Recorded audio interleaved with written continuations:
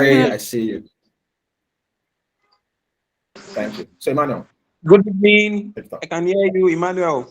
Thank you for coming today. We Emmanuel, can't thank wait you. to hear from you and learn from you. Great. Thank you so much, everyone. I could see a lot of my brothers and sisters on the call this evening. And I mean, seeing all of these people, seeing Damila Ray, seeing Cabot, seeing Esther, I really don't know if I should be the one facilitating this session or any one of them. I could see Shola also joining. Good evening, everyone. Sometimes when you see your colleagues and bosses joining a meeting that you are facilitating, you sort of lost, you lose words and you may not know what to say.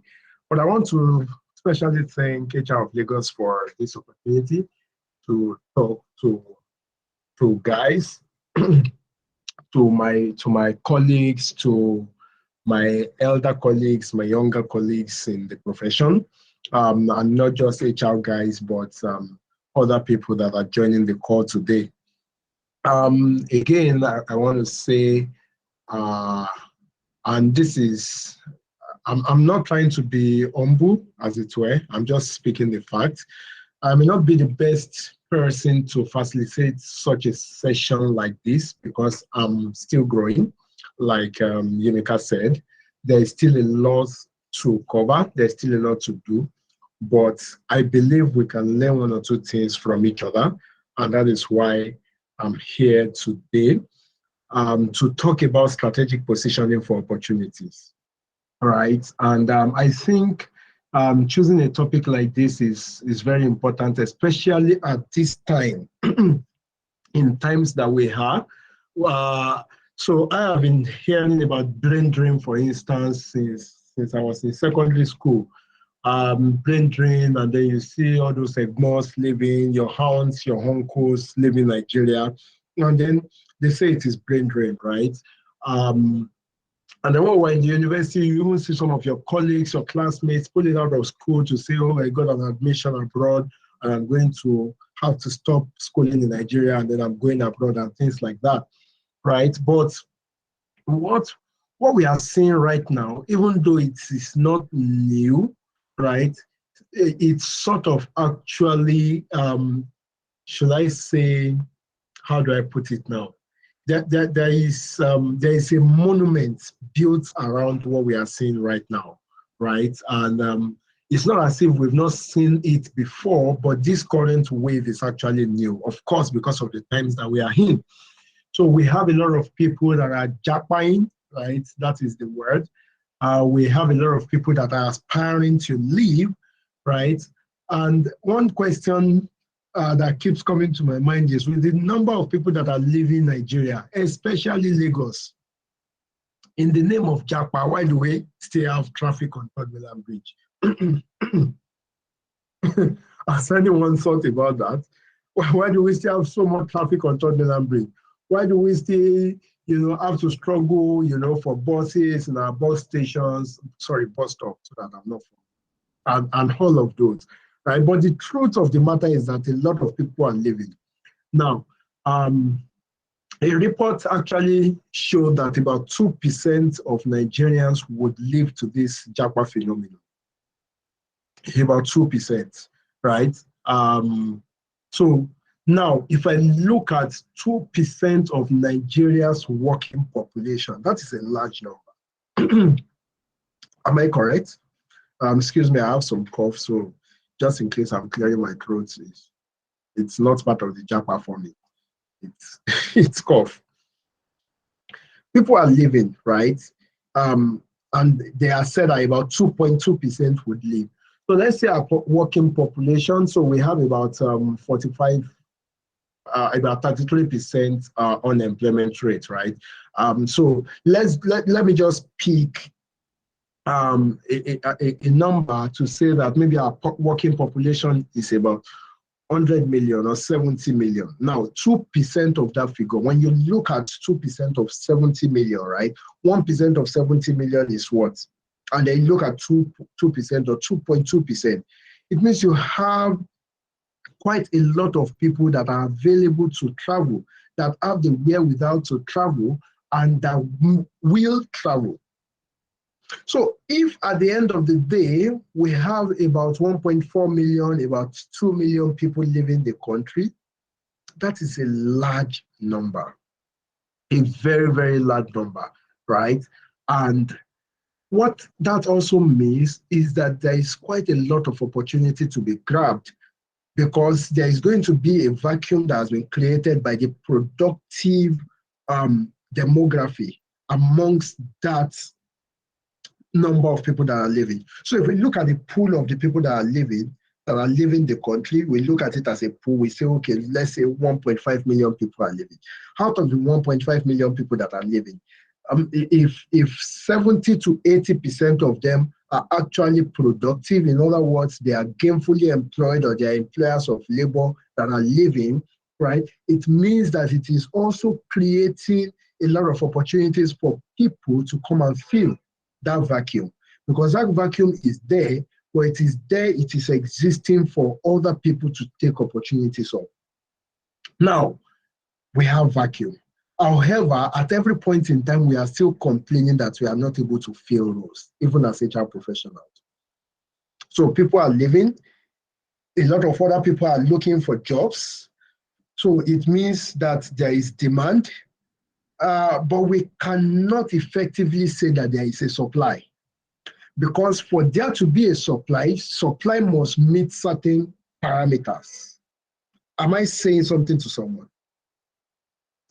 Supply must meet certain parameters.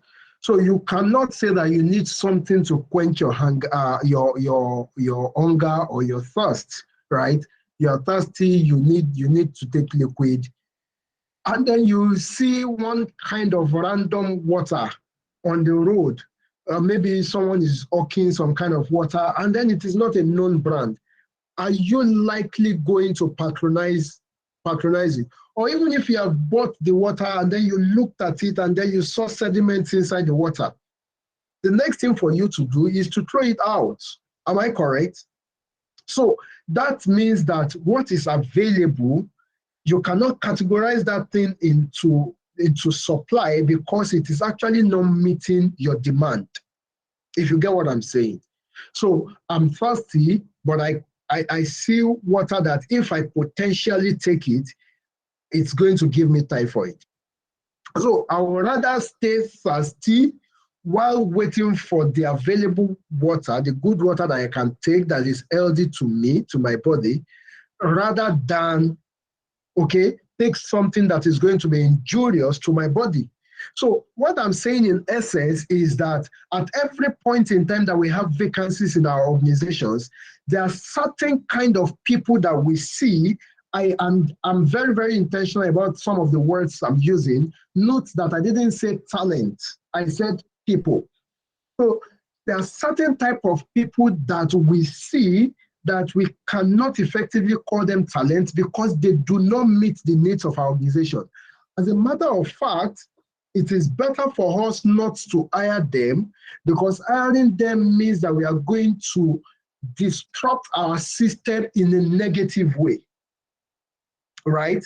So I would rather not hire, I would rather stretch the people I have currently, or I would rather not take new projects, okay? Because if I take new project and I put this person on my project, it's going to be a bad investment on my project.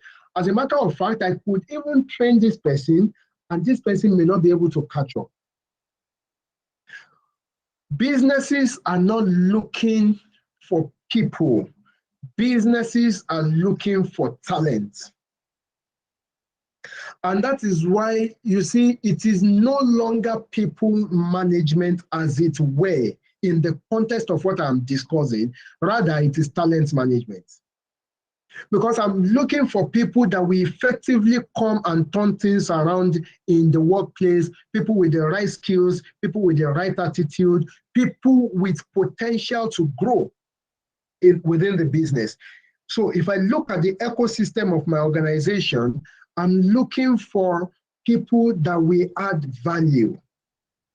And so people that will be able to take up those opportunities that are available, that is being created by the current vacuum that we have, are people of value.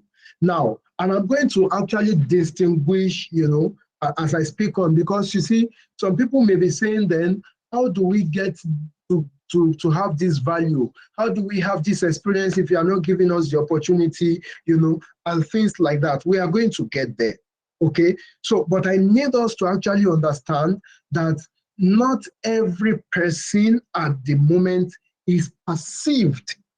And again, I'm very intentional about the word perceive, is perceived to be a person of value. And there are a lot of things that actually determine perception, which I hope that we are going to be able to touch on today. So again, we are speaking on strategic positioning for opportunities. So we could see that there is demand, right? And but can we also say that there is supply? Now, we have demand. A lot of jobs are opening. We have several thousands of people that are graduating each year. I mean, yeah, our public universities have been shut for about 8 months now, or about 7 months thereabout. But then we also have private universities that are churning out people. We have people that are passing out of NYSC at every point in time, creating a diverse pool of talents for us.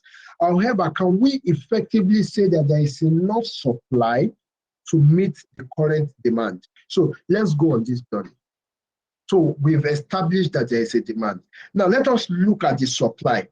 The supply pool that we have, which is where the problem is. Okay, what are the issues with the current supply pool?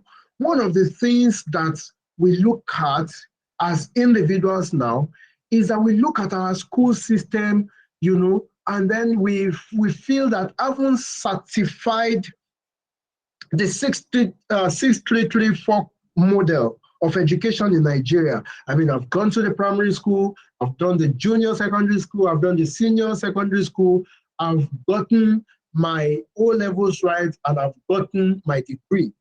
All right, so I have a bachelor's degree, whether in engineering, in technology, in arts and humanities, in science, whatever you have. Most of the time, we actually think that this is sufficient. Unfortunately, for non-specialized roles, it is not. And that is where we have found ourselves. So you and I cannot directly impart curriculum change. That is a conversation we need to have with the government. That is something that we need to push our National Assembly to ensure that, okay, our Ministry of Education, revamp the curriculum and all of those things. You and I do not have any direct influence on that. So let us look at the one we have direct influence on, which is what? How you skill yourself. I remember very well when we were in school, and I know that Cabot here will bear me witness a lot. There are a lot of programs ongoing in school. I mean, people are learning SPSS, they are learning Excel, they are learning Python, they are learning a lot of things, right, to get themselves prepared. Now, if we look at the percentage of people that are actually putting in the work to learn some of these skills, compared to the school population, you will see that it is just a minimal set of people. It's a minimal pool of people. Now, fast forward to another 2-3 years, when all of you have graduated, you will see that some people are able to get jobs in large organizations, right? They're able to get jobs in the Microsoft, they're able to get jobs in the Pedable, they're able to get jobs in the KPMG, right? They're able to get jobs in Tech Experts, in MultiChoice, I mean, MTN, name it, good organizations that could actually pivot their career, if they're able to scale it well to greater heights. While some other people are not able to get jobs at all. And then some people got jobs in certain kinds of organizations that are not very great. See, let me tell you something. It is not about your connection and network at every point in time. See, it is not your network that will pass the training school test for you. It is not your network that will sit in the interview room and get you successful at those interviews. Now, am I saying that everyone that is getting into big organizations actually pass the test or pass the interview? Maybe not, right? Maybe some people actually have long legs, which everybody definitely will not have. But how about the people that genuinely do not know people, but have skills that are relevant to the success of the organizations that is hiring them? You would agree with me that there are certain kinds of people that are very smart. They have what it takes to succeed at such organizations where they are working. Whereas there are some others or some other kind of people that are equally very smart, but did not prepare themselves well for the opportunities that are available. And so while they are also employed, they cannot necessarily say that they are gainfully employed. You see, to be employed is different from being gainfully employed. We need to separate all of those things. I mean, someone is getting a graduate job that is paying almost $500. Another person is getting a graduate job that is paying $50. It is not the same thing, right? It is not the same thing, even though we all go to the same market. But we are not able to rent houses in the same place. Because by the time you look at your pocket, you know that Banana Island is not fit for you. If you understand what I'm saying, you know that Bodilon is not fit for you. That some parts of Lekki are not fit for you. Let me just carry my bag and go to areas that are fit for me. Okay? Because of the earning power. Now, the skills that you have, the network that you have, the people. Jimika, I saw your message. Okay, so let me also say this. You know that Magodo is not fit for you. How about that? Does that satisfy the mainland guys? I mean, we're all still on the mainland, right? But you know that there is Magodo, and then after Magodo, So you understand what I'm saying. So at every point in time, we must be real with ourselves. And so today, I'm actually going to give you what I call 5 strategies for strategic positioning. 5 strategies for strategic positioning. Now, again, before I talk about strategy, I always like to just simplify what strategy means, especially when I'm teaching analytics. I'm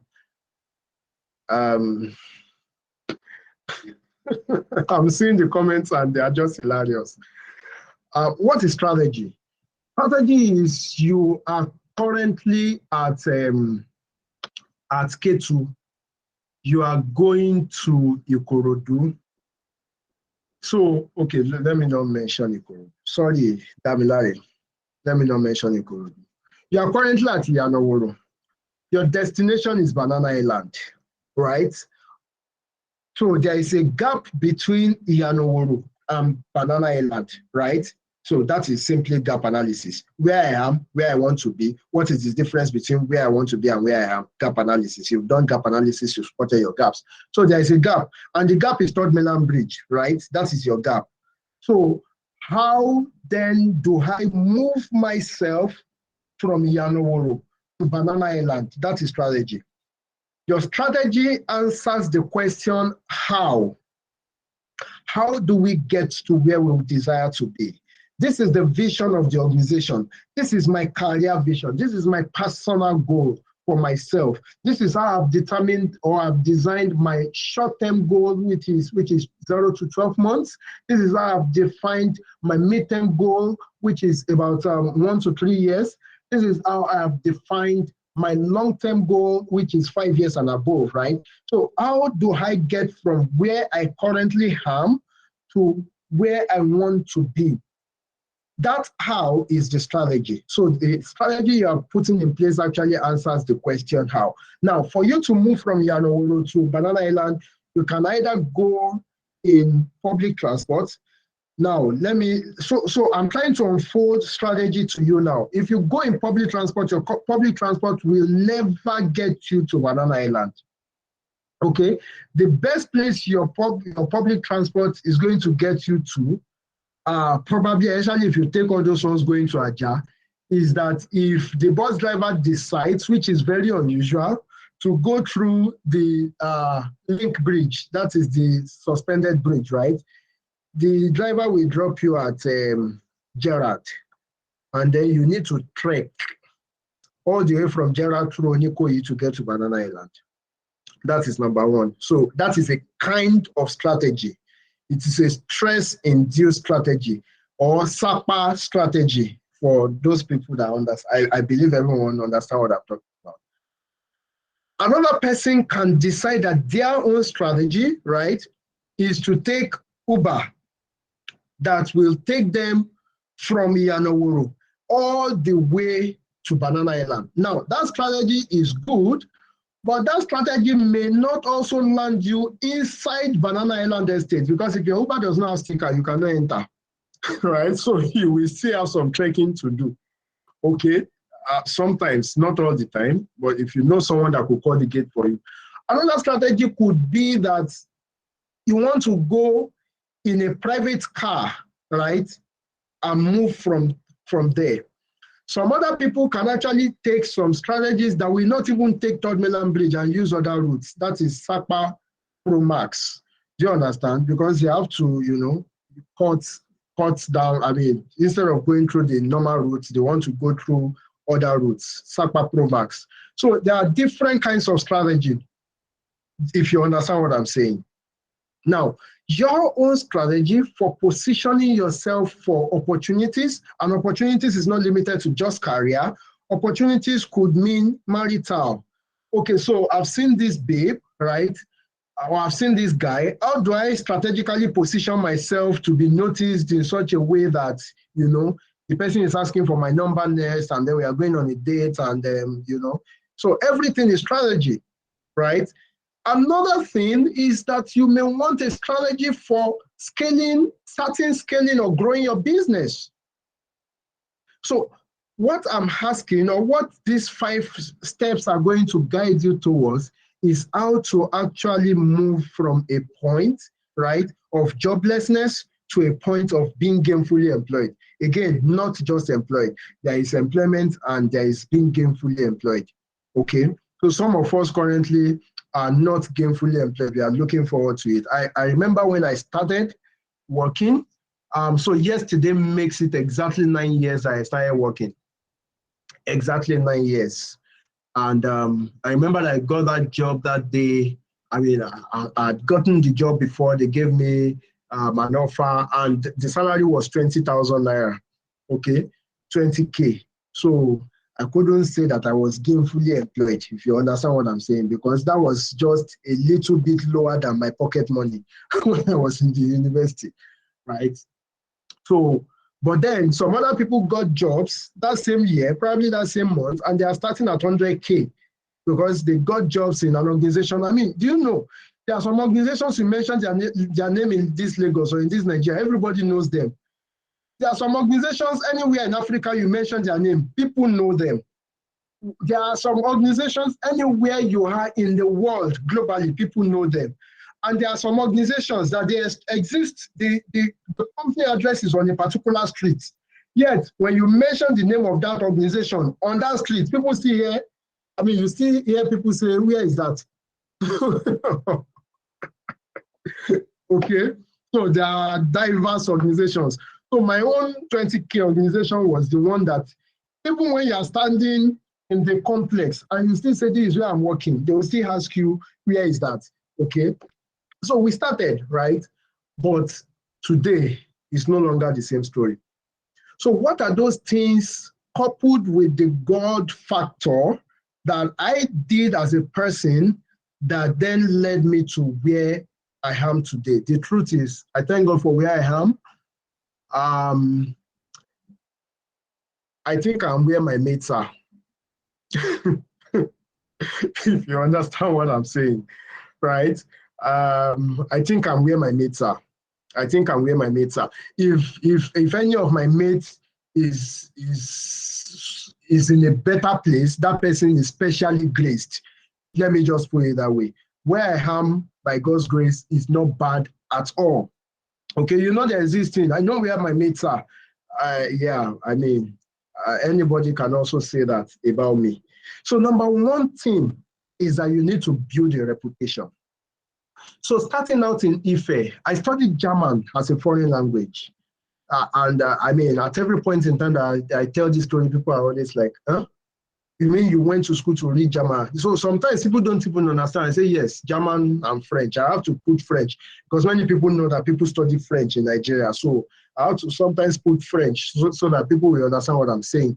And then they will look at me and we shake it and I'll be like, I beg, why are you pitying me? I've not asked you for urgent 2K. So what is the matter? You know? So I studied German, which means that the opportunities available to me are very limited. Let's be frank. Who goes to school to study German? Right? So if you're not working in an embassy, so when we're in school, people will say, oh, so you can work in German companies. To do what exactly? Is it German? They are speaking in German companies, right?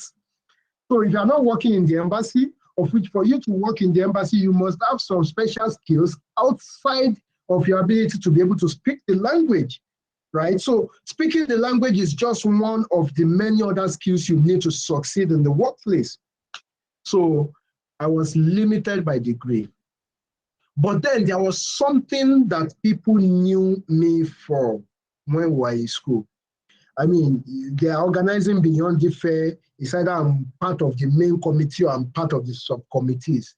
They are organizing this training in school. I mean, this Excel training, this skill acquisition training, they want to learn how to use PowerPoint and things like that. I mean, I have a lot of friends. E-Power, for instance, is my friend. He's still a very good friend and brother, right? So I'm always in the forefront of all of those things. So when it comes to career or business generally, corporate things, Ginosco is one of the guys that you can go to. I remember very well then, when I was in 400 level, I contested for my departmental president, Molule, right? Alule, right? So Alule. But then the department recognized me and said, okay, let him be the FYB coordinator. So I got the FYB coordinator position. And as FYB coordinator, you know what FYB coordinators do. So we were organizing this career program, and they said people should submit their CVs and cover letter. Many people don't even know what cover letter is. And then everybody started coming to me. Ginosco, please, can you help me write cover letter? Can you help me write cover letter? And then I was the go-to person for cover letter, right? From school, right? Then we finished school. Immediately we finished. The second day after I wrote my final exam, I went to Ibadan and I went to learn project management. Okay, from Brandview Consulting. I learned project management, how to be a project person, blah, blah, blah. And then we started doing trainings, you know, and stuff like that. That even when I was in NYSC, I was organizing such events for fellow corpers to come and learn project management. Now, immediately we left NYSC, I saw this advert, social media manager. I applied for it. I got to the interview. I trust an Ife person, even though I've never really done anything digital marketing in my life. That day, I started learning digital marketing. I told them I could do the job. I gave them all the manner of lamba, right, at the interview. When I got to, I started Googling what digital marketing is all about. I got the job, and then we started scaling, right?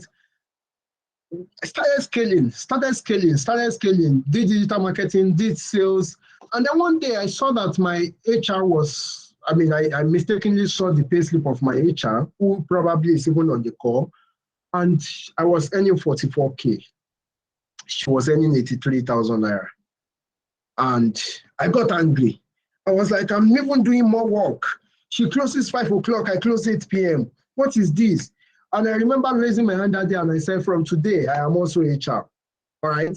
So I started, from connecting to digital marketing guys on LinkedIn, I switched immediately from that day to connecting to HR professionals on LinkedIn. So I remember that I connected with quite a number of people on this call that day, right? I connected with some of our seniors that many of you know. Emmanuel Michael, number one. Victor Adebayo, I've been connected to Victor Adebayo since school because he always comes for Beyond the Fair. So I was very intentional about building all those relationships. And then since I knew my career path as being HR as what I want to now further in, I built a reputation in that line, which is that number one strategy, build a reputation. So at every point in time, I'm having HR conversations, I'm attending training, I'm doing stuff. I had to go and volunteer for social support services, that I wanted to be doing stuff for you because I want to build a reputation along that line of human resources. Guess what? I've had about 3 years experience now. I've not done anything HR, and I want to come into an organization as HR. It's not as simple, right? So I started learning, online learning. I mean, we don't have money now. So out of 44,000 naira, you've used about 15,000 naira for transportation. Then you eat. And then what is left for you at the end of the month? So I remember those days, your belt is worn out, you are managing it. Your shoe is worn out, you are managing it. You are just managing everything in this life. So I started from there, and then I was building that. The next strategy is be authentic. So how do I build authenticity? I had to now look at the fact that, okay, this is what I have planned to do. This is what I want to do. This is what I am now known for. I mean, I'm commenting on HR conversations on LinkedIn. I've started joining HR groups. Many people at that time don't even know that I'm not an HR person, that I was just a sales guy, right? Because I was interested and I could learn fast. It's only book we don't know. We know other things, right? So I could learn fast, and then I was contributing to HR discourse. I would look at a conversation that is going on in an HR group, and I will look at it from the lenses of what is happening in my organization, and then I will comment as if I was the HR in my organization. Now, I was building something. I was being authentic, right? In terms of getting known for who I am and adding a spice of excellence to what I'm doing. Now, I'm sure that Yimika would have forgotten this conversation completely, but if he goes back to his Facebook chat, I'm sure he will remember. The very first time I had a conversation with Yimika, he reached out to me on Facebook. I didn't know where he knew my name. Like, I had so much mouth that you would think that I already have 10 years experience in HR, of which when I even finished school. So Yimika reached out to me and said he wants me to be his mentor. Then I ran away. I'm not sure that I even I responded to that message till today. You know why? Immediately he reached out to me on Facebook. I went to check him out on LinkedIn, and I saw that he was my Egbon in HR. As far as HR is concerned, he had more experience than I do. So I quickly respected myself and I moved away. Many of the people that I have as friends today actually started from them saying that I want you to be my mentor, and then I will run away because I know that I don't have that strong foundation yet, to even mentor a contemporary, let alone someone that's went to school to study personnel management and is currently working as HR in a company. They just took my WhatsApp conversations for what it is and thought that I was that big boy, which I wasn't. But I was building something. Now, in all of these things, you will know that a perception already is being formed about my person. There was this perception already that has been formed to say that this guy probably knows something, even though we don't know. It is book knowledge. The next thing is have visibility. That is step 3. Be visible. So you've built a reputation, you've built authenticity. The next thing is to build visibility. Please don't put all of these things before each other. You see, if you start with visibility, you can be visible spewing nonsense. If you understand what I'm saying. There are many people on Twitter today that they say things and then you just know that this person either does not know what he or she is saying, or the person is confused.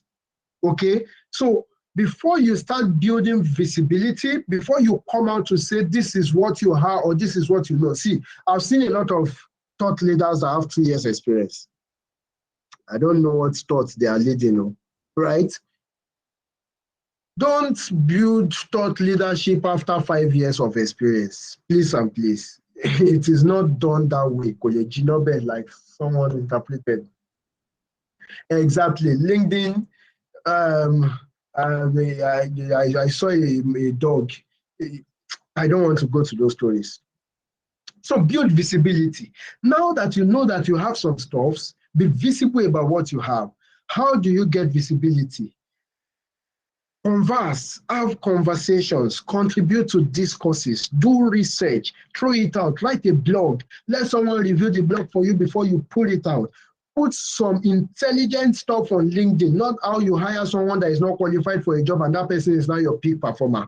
Or how that, I mean, I don't want to go into some of those controversial things.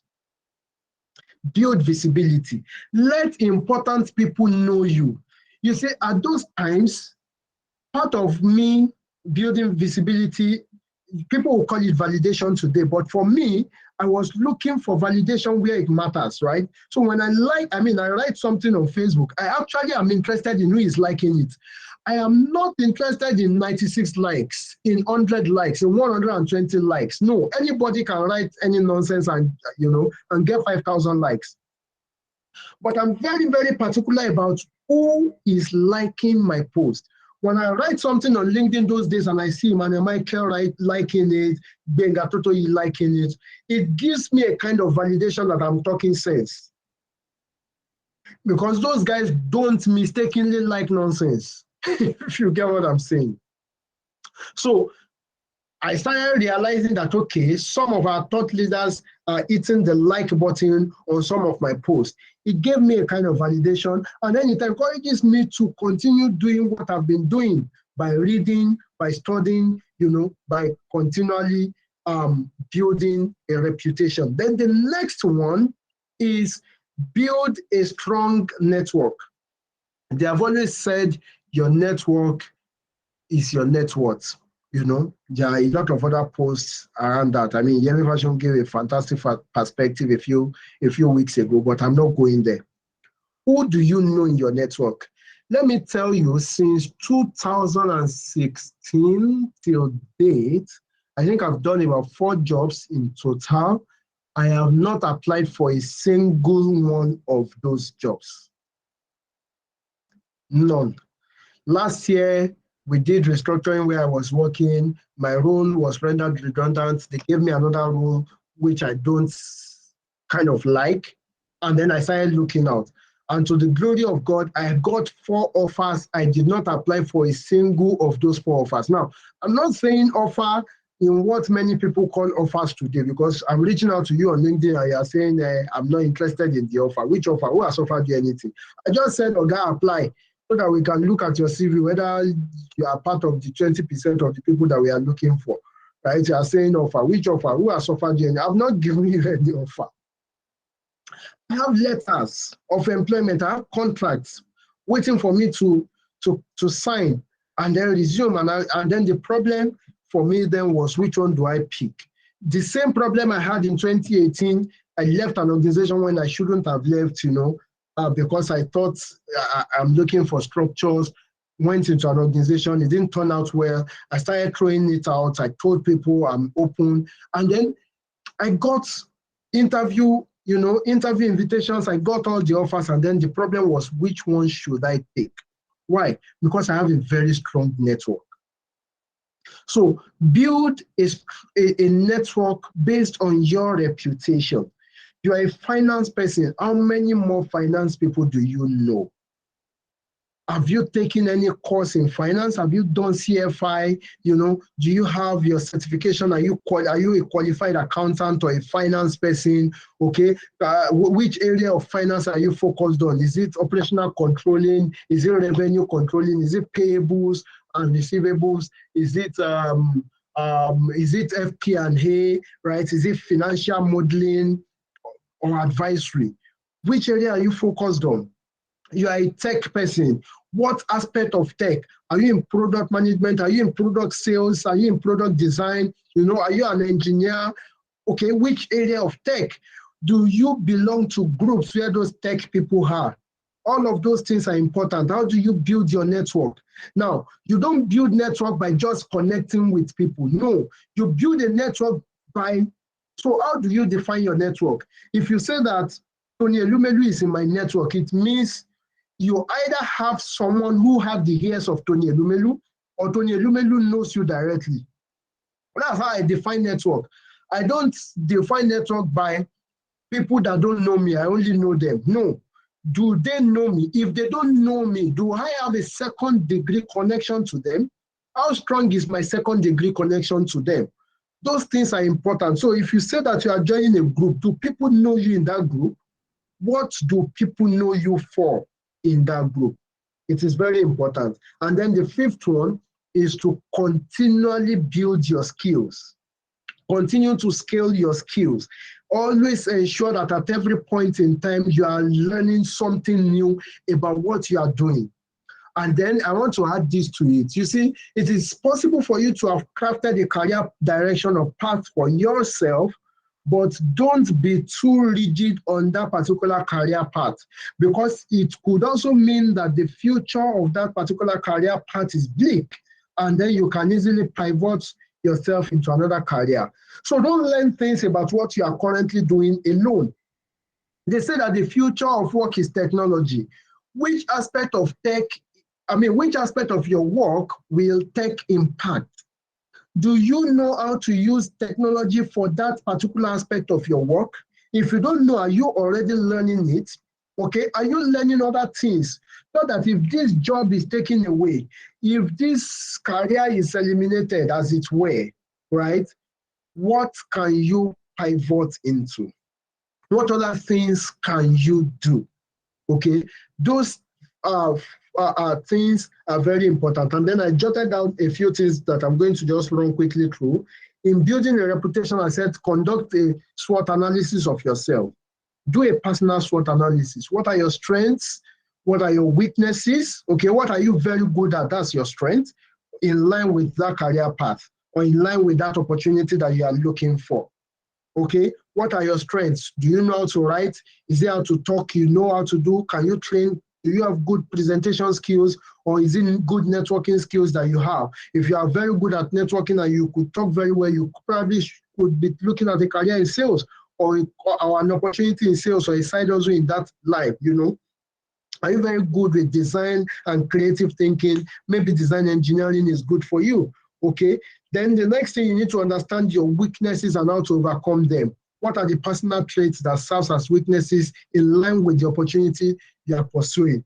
And then you need to recognize the opportunities around you. Opportunities in terms of government regulation, opportunities in terms of the trends, okay, opportunities in terms of new policies that are coming out, opportunity in terms of, okay, election is coming out, I do t-shirt. How can I get to do t-shirt for Obidati? Okay, how can I get the contract to produce 10,000 t-shirts? How can I get the contract to be the one to design these billboards and things like that? There are opportunities everywhere. Okay, then you need to know the threats against your success. And finally, you need to carve out a niche for yourself. You don't have to be everywhere, but wherever you are, you need to make a mark. Again, in terms of visibility, don't be visible without value. Don't be visible without value. Have a value to offer. Let people know you for something, and then understand that there is always a pathway for growth. In other words, there is always a process. So you need to follow the process at every point in time. It is very important.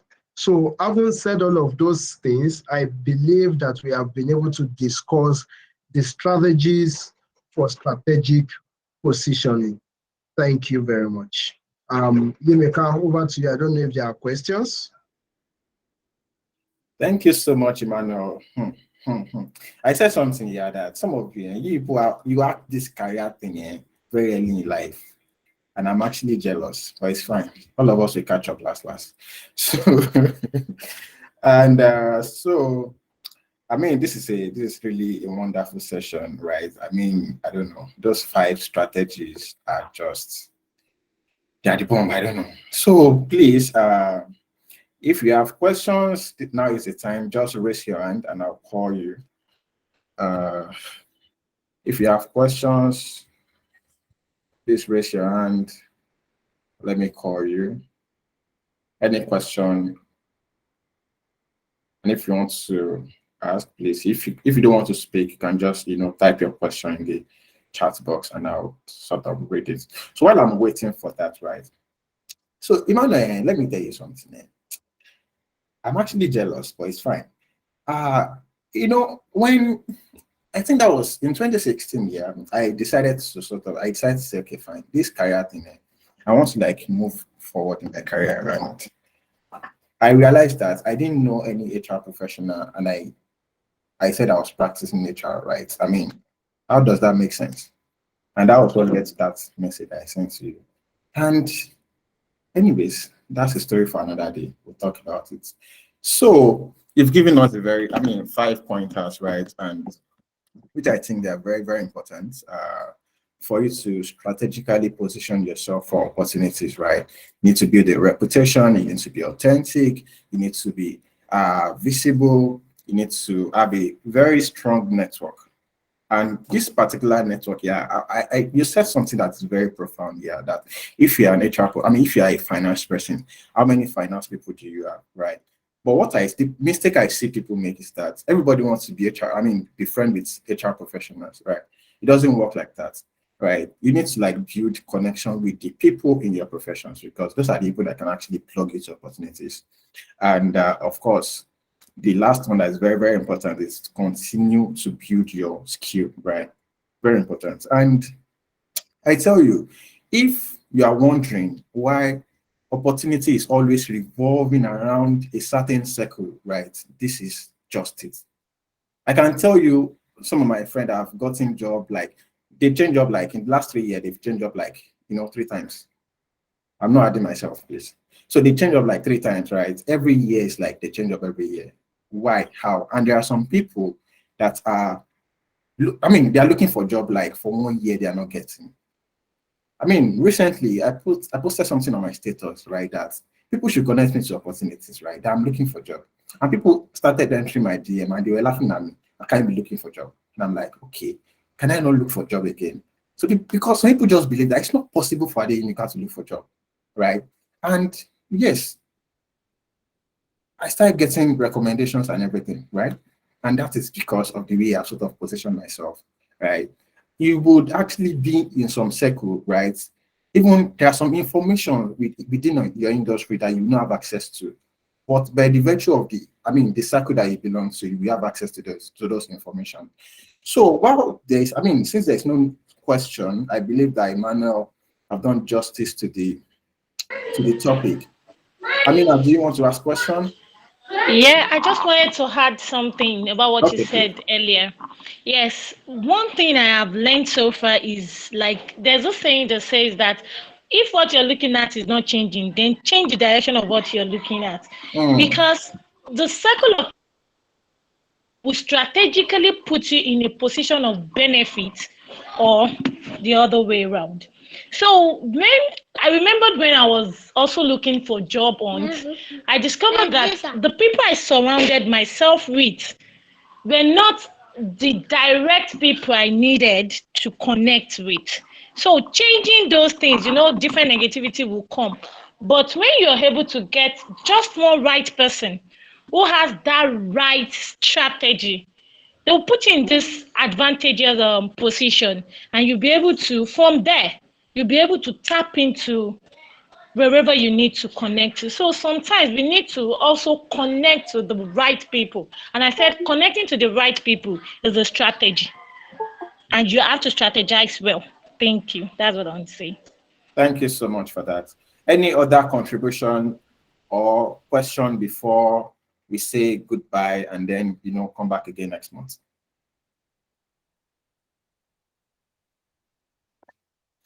Okay, top our best. Please unmute and speak. Good afternoon, everyone. Thank you, Emmanuel, for so profound. I don't And know. I'm not sure I can hear you clearly. oh, really? Can you hear me now? I think it's better. Yeah.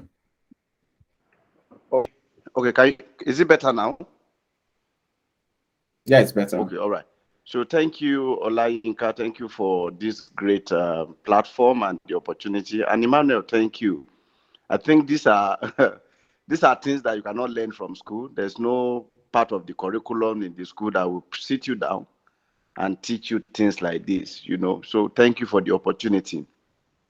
I just want to add to it that I don't know, maybe this may be a good opportunity to let people know that for every connection you make, there's also some benefits that are attached to it. And those benefits are both negative and also positive. So let's also have that at the back of our mind, that every connection that you make in life and in career, automatically, I don't know how that is, but in a way, I noticed that every connection you make, the enemies of those connections becomes your enemy. The friends of those connections becomes your friend. So in a way, while we are making connection and we are connecting, we should also have that at the back of our mind and prepare for anything that can come, like consequences and the gifts that comes with it. Thank you. Thank you so much. Do our best. Emmanuel, do you want to say something to that? I think you want to. Why do you have to set me up? The truth is, it is very profound. It is very, very profound. See, I know some people that have lost certain opportunities because they're aligned with some people. And then I'll say, hey, about this guy. And then they'll say, lie, just forget him. While they are not saying the reason why they are not giving or considering that guy the opportunity, we just know it's because their bosses are clashing. Do you understand? So, see, the truth is, the more you grow, the more political sensitive you should be.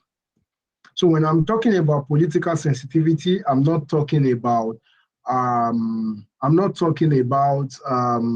APC, PDP. The truth is, it is always a political circle, right? And if you are not very careful how you align with some people, it could also be detrimental in certain opportunities. So the best way sometimes is to play neutral, except you are very, very sure. And again, this is just my own perspective, right? I may be wrong. Some other people may have other perspectives, but don't follow people blindly. That is just what I would say in relation to what Toba said. I could see Jam raising her hands. Please, Jam, if you want to ask questions, let me just leave.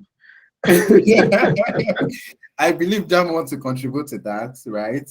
So Jam, please. Hello everyone, and thank you, Junosco, for this really amazing session. And thank you, Bad, for always making sure that this happens. I think I like Toba's angle, and I like what Junosco just said. For me, it is that use wisdom in dealing with people. We all need to be very discerning. You know, when Toba said what he said, it actually struck me to say, you never know that, and Junosco alluded to it as well, to say that you might miss out on some opportunities because of the people you're aligning with. Yeah. And I've seen also that some people, they look to you like they're mentoring you, but they actually, it might be like they're choking you. I don't know. So it's just a lot of discretion. So I don't know why Bad is laughing, but in wanting to expand your network, in wanting to build visibility, you need to be discerning. That wisdom, and nobody can come and do it for you. You would need to do it for yourself. And it is that you are constantly checking. So how is this? Not that I'm in this relationship or trying to find this mentor because I just want to take. You also need to give. It needs to be mutually beneficial. But don't, if you know that it is training you, if you know that it is choking you, use your head. Give yourself brain. Because in the end, we're all in need to build our careers. And then, of course, your family is back home in this HR space. I mean, your whatever industry, it is you and your head. So for me, it is discretion and be discerning. And of course, use your head in building relationships and all these things we're doing. Thank you very much. Thank you so much. There's someone here I would like to personally recognize and possibly call to sort of address this as well. Mr. Adedoyin, please, if he can speak, he can just unmute and what do you have to say to this topic that we are talking about, and then what Toba best raised? Because I know sometimes this year, I personally had to cut off someone, right? And people were reaching out to me that why would you do that? And I'm like, no, like I'm going to lose another. I told them, see, yes, I might lose that person connection, right? But you need to understand the fact that I can never be the biggest loser in anything, because when I connect with you, I don't connect with you to collect from you. I connect to you to add to you, right? And if I'm cutting you off, definitely, yeah, definitely I'll be getting something from you as well. But if I'm losing your connection, definitely I would never in any way be the biggest loser, because there are other people that can actually feel that vacuum that you're feeling for me. So without saying so much, I'm started doing, I'll hand over to you. Yeah, it's, I mean, to be sincere, I've been sleeping, waking up, but I enjoy the session with, Emmanuel's long but valuable lessons.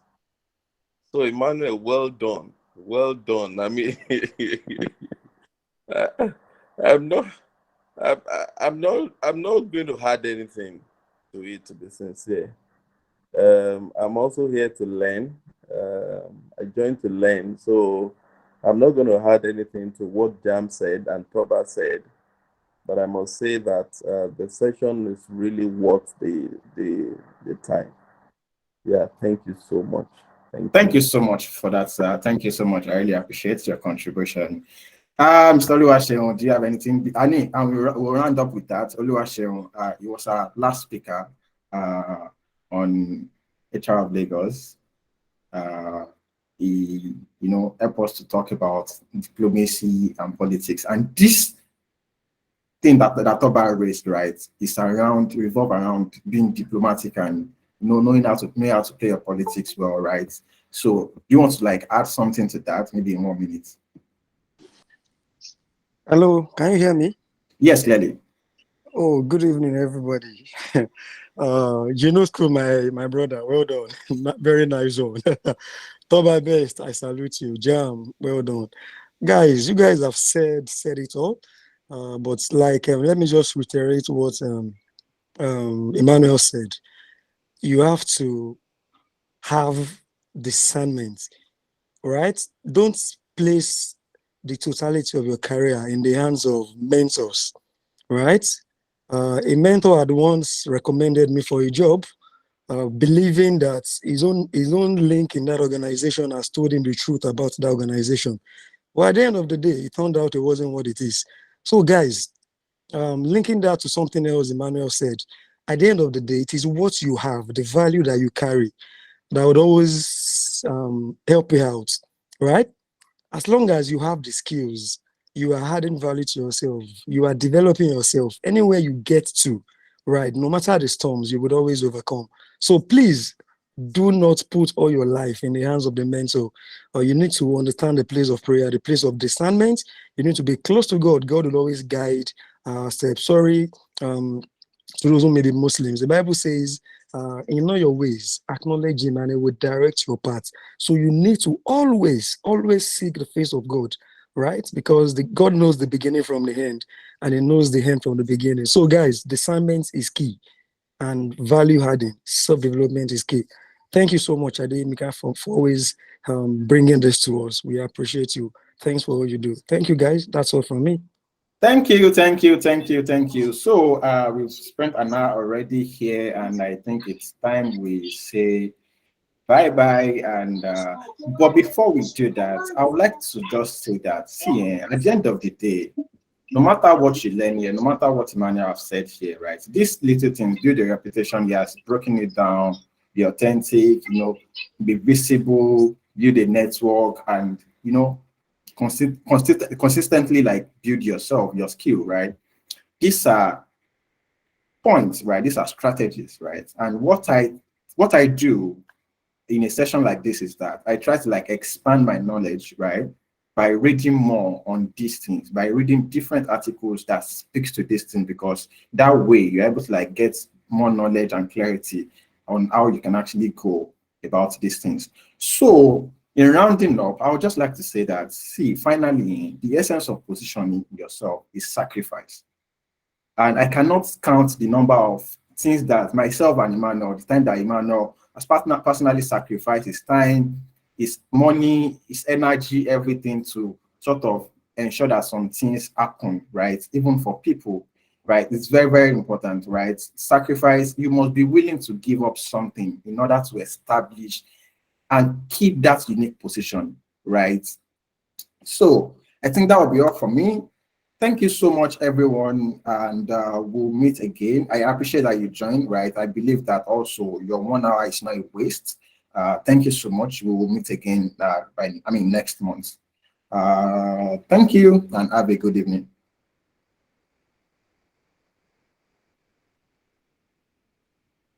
Thank you.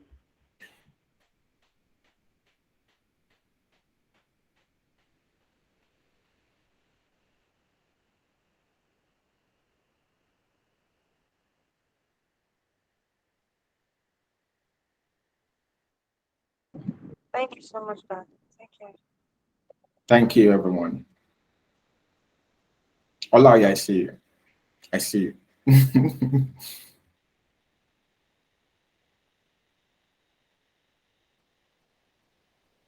Harry, how are you? I see you. Thank you for all you do. Felicity.